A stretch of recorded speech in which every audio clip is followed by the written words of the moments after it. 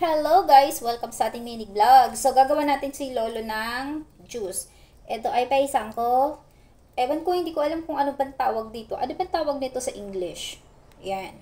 So, gagawa natin si Lolo ng paisang ko. So, ito yung ginawa natin. Nahugasan ko na to. So, ikakat lang natin siya.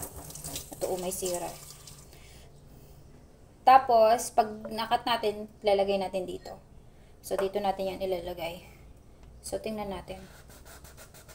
Alam nyo guys, masarap siya, mabango. Ang sarap ng amoy niya, sobra. Pero, pag kinain nyo to, parang ang lasa ay matamis-tamis na maasim-asim.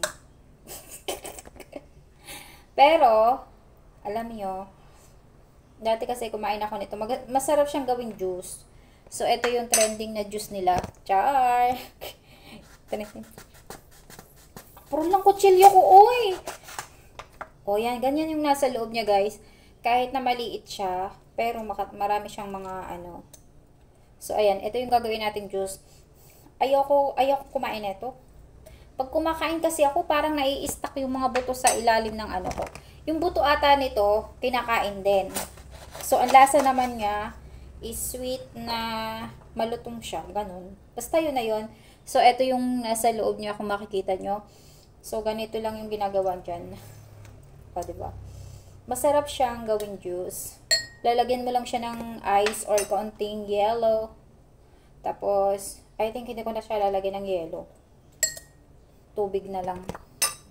Para hindi ubuhin si Lolo. Ano to? A lot of vitamin C. Oh my God. So, napakapurol guys ng aking kutsilyo. Oh my God. Ano to? Elsa, pahirapan ba? O, diba? Pag pala malaki, marami rin yung laman. Marami yung mga, seed. Char. So, ayun. Tapos, lalagyan ko siya ng tubig. Itong baso na malaki. Pupunuin ko siya. Tapos, ayun. Juice na to ni Lolo. Kasi, a lot of vitamin C. Naulan kasi dito sa amin. So, painumin ko nito. Nang hindi baga magligalig. Diyos ko, tagbagyo sa amin guys ngayon. Para kang binubumba yung bahay. So, ayan, gagawan ko siya ng Tapos, ay ginoo. O, diba guys? Ang sarap niya. Pero gusto ko kapag ganito, kakain mo na lang siya ng direct na ganito. Masarap tong lagyan ng ice, tas lagyan ng honeybee, ng honey, ganon. So, ganito ganyan yung mga niya nan, diba? So, a lot. So, ayun na nga, guys. Parang ang dami. Tama na, siguro to. Itong isa, hindi ko na to, kaya ano man tawag doon? Ikakat. At isasama.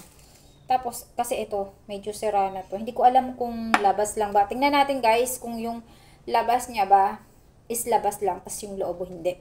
So, ikat natin. Oy! Hindi na siya pwede kasi amoy ormok na. Ano yung amoy ormok? I mean to say, amoy amag. Yun. O, diba guys? So, ayan. So, ayan. Tapos, lalagyan natin ng konting sugar. Wait a moment. Eto na guys. Kumuha ko ng asukal dun sa kabila. So, konti lang yung ilalagay ko kasi bawal kay Loli yung masyadong matamis. So, a little bit. Itiyan-tiyan ba kumbaga. Konti lang. Kasi ayoko naman siyang painumin ng maraming asukal. Wala na kasi kaming honeybee. Ayan. So, ayan. I think tama na to. Time. Tapos, ang gagawin ko, lalagyan ko siya ng water. Kasi yung tubig naman is, malamig na to. Ito yung tubig. Tingnan natin. Oh. So, ganito lang siya. Ooh. Look at that, guys. Para siyang sesame seed. Ay, hindi sesame seed.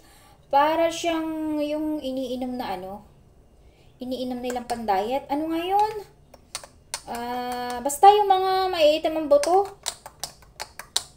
Meron ako nun eh. Yung binababad, tapos biglang lalaki na ganito yung buto. Tapos kapag ininom mo, magliles kang kumain ng madami kasi feeling mo sa tiyan mo ay sobra ka ng busog. Meron ako nun eh. Chia seed, ayun. Para siyang ganun oh. Baka nga chia seed to. Ay, hindi pa. Isang ko nga to eh. So, ito na guys, yung ating Ating ganito lang guys, tapos kinakain yung mga buto-buto. Masarap kasi siya kasi maano siya, matamis na maasim, yun yung lasa. Natatakam ako, kaya lang ayoko kumain. Kasi nga kapag kumain ako, parang feeling ko yung ano nasa ano ko, nasa lalamunan ko baga ganon. Kaya ayoko kumain, pero tikman natin kung may lasa baga or what. Kung lasa ano.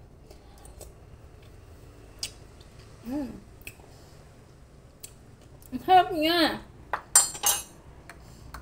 Kaya lang, ang suko ko lang kasi dito, pag kinakain ko yung mga buto, masarap siya. Kaso nga lang, kapag dito dumaan na yung mga buto, parang feeling ko makati yung lalamunan ko, kaya ayoko nang kumain ito. Pero kung gusto ko siyang kumain, hindi mo kakainin yung buto. Kaso nga lang, paano mo naman hindi kakainin yung buto? Eh, ang liit-liit na. At saka guys, tingnan yung buto niya ba? Ganyan. Kita nyo ba? Yan. Sobrang liit niya. So, yun lang guys. Hindi ko na siya lalagyan ng yellow. Kasi para iwas ubo si Lolo. Kasi malamig naman yung water. Konti. So, tama lang yun. Kasi may edad na yung ating alaga. Kailangan nating alagaan ng mabuti. Bawal magkasakit. Para long life. Yun lang guys. Thank you for watching. Ayan. Inom kayo guys.